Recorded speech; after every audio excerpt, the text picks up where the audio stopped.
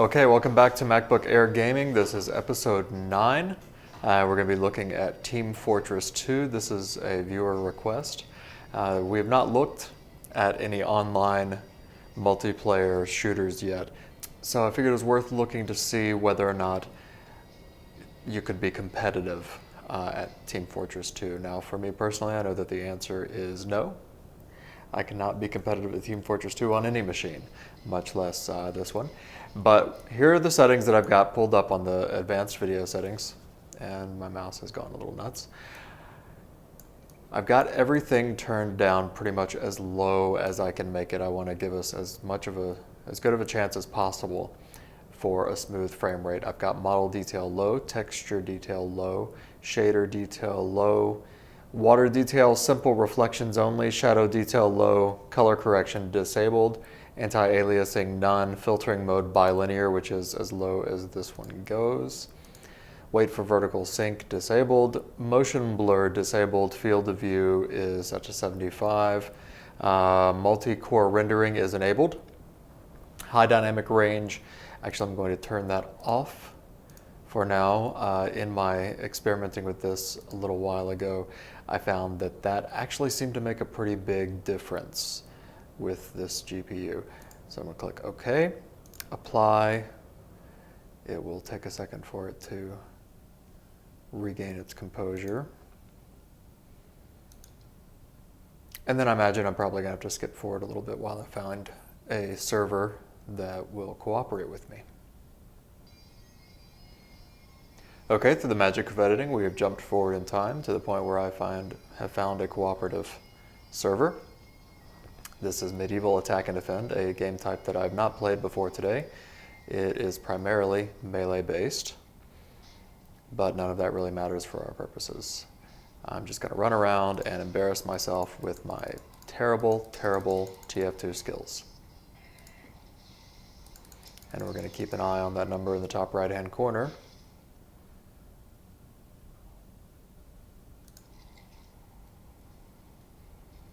And see how things behave.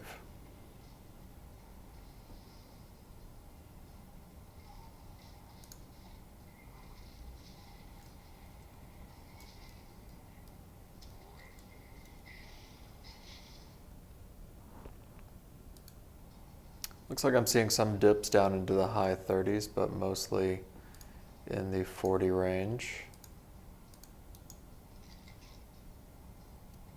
50s.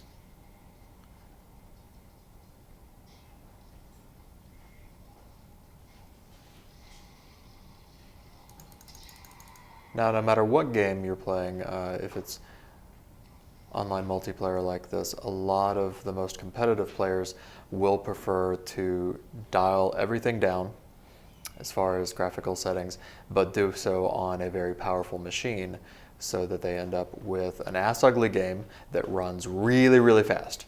Gives them a little bit of a competitive edge with regard to response times and whatnot. The MacBook Air is not a machine that is going to allow for that, because this is as low as I can make the settings, and our performance is so-so. If this were a single-player game, this would be absolutely fine. I would have zero complaints whatsoever. In fact, it feels great. It feels very fast. It feels very smooth. But I know that I am losing frames versus the other people that I'm playing, which, depending on just how competitive you are, may or may not be a deal breaker. If you're just looking for the ability to play some fun TF2 on the go, because you just haven't gotten over 2005, then the Air is absolutely up to the task. Now, is this a machine that you should go to for your really hardcore TF2 competitions, bring to a LAN party, something like that? Does anyone still do a LAN party? I don't think I've been to one in about 7 years. No, I probably would not recommend it for that. But for what it is, yeah.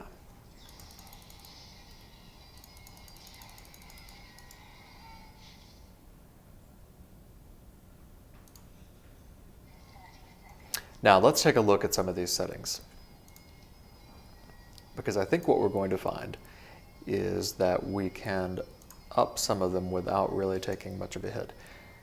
This has never been a game, even when it was brand new, that was built upon its graphical fidelity. It's really more about the graphical style than the technology behind it. But if we can make it a little bit prettier and still have essentially the same performance, why not?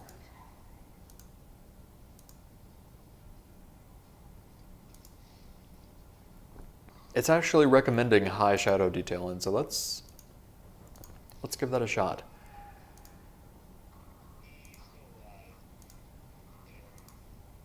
Go up to trilinear filtering.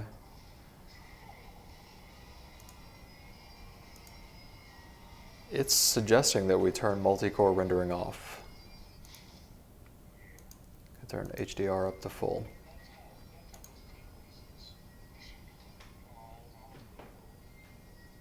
Okay, we're back in with the new settings, and you'll see that our frame rate is a little lower. Seeing some, oh wow, that's actually significantly lower. That was more than I expected.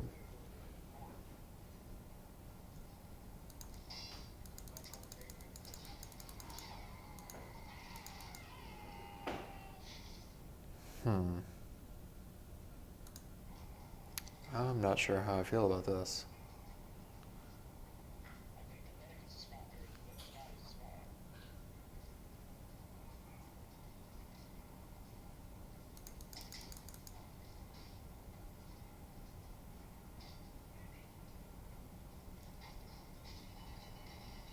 Let's see.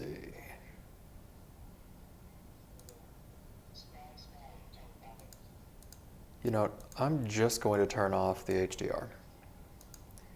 And let's see what that does.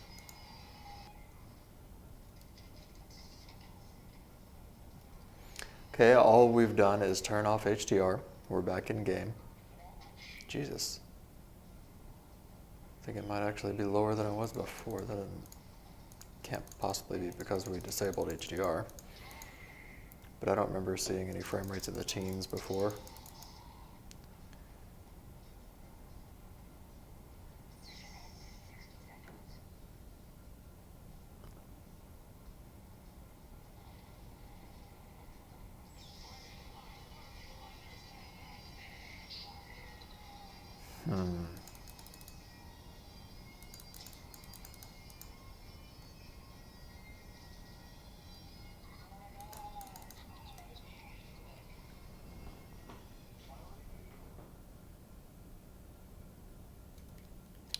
Okay, let's make some more changes.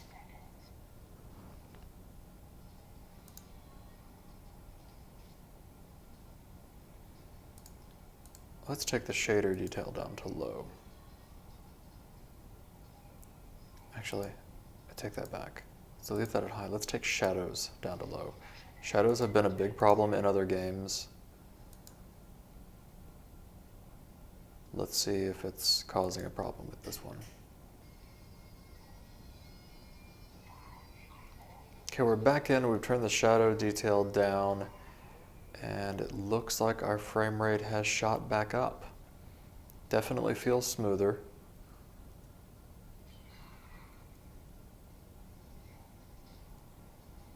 Yeah, this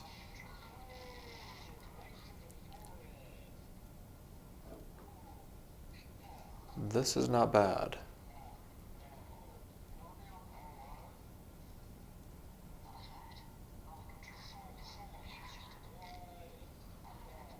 Let's see if we go into an open area how it behaves.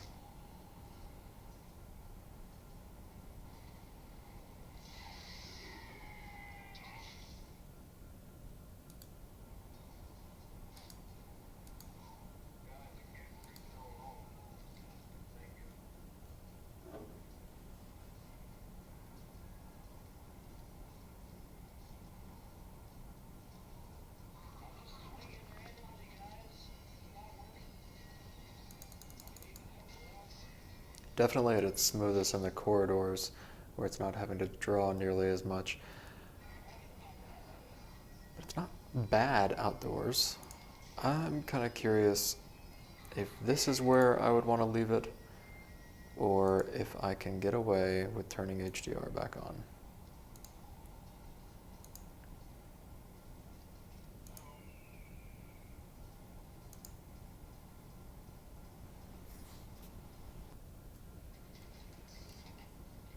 Okay, we're back in. We've turned HDR back on. It feels a lot like it did before. Pretty much identical.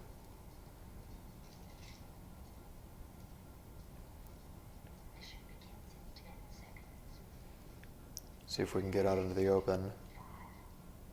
See what happens then.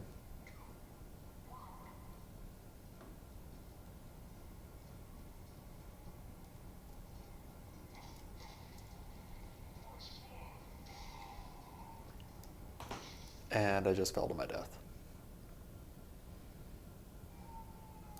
Yeah, I think this is it. This is where I would keep my settings. It's a good balance between making it look pretty and still being smooth. But if you're really looking for any possible edge, then the only smart thing to do is turn absolutely everything down as low as it will go.